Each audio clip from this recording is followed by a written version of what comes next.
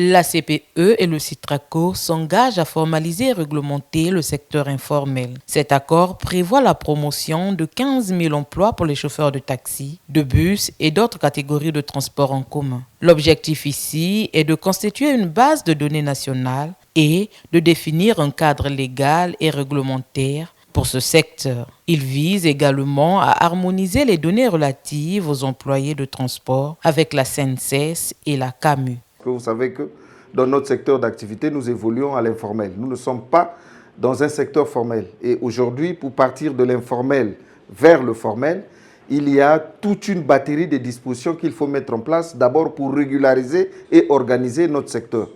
Et aujourd'hui, grâce à cette signature, c'est pour nous là déjà un premier pas que nous venons de commencer pour que l'ACPE et la CPE prennent en ligne de compte au fait les mécanismes de modernisation de notre secteur. La signature de cet accord arrive à point nommé pour les concernés. Le syndicat de transport en commun a exprimé sa volonté de respecter toutes les dispositions inscrites dans ce document. Le syndicat a pour objectif de défendre aussi les membres. Et ici, nous sommes venus pour quelque chose qui concerne notre avenir, qui concerne notre devenir.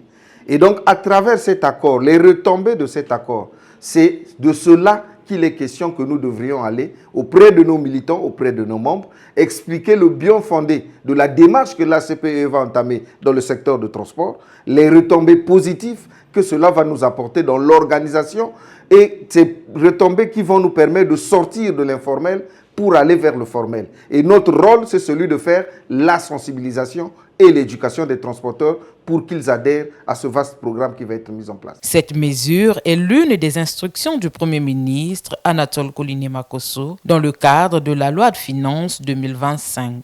Vous constituez là l'échantillon de ce que le gouvernement veut réaliser à travers la loi de finances 2025. Et donc, nous allons tous nous mettre en œuvre, respecter ce que nous avons signé comme engagement, de façon à ce que nous montrons l'exemple à tout le reste. En signant ce nouvel engagement, l'Agence congolaise pour l'emploi matérialise l'un de ses objectifs principaux, qui est de promouvoir un emploi de qualité en République du Congo.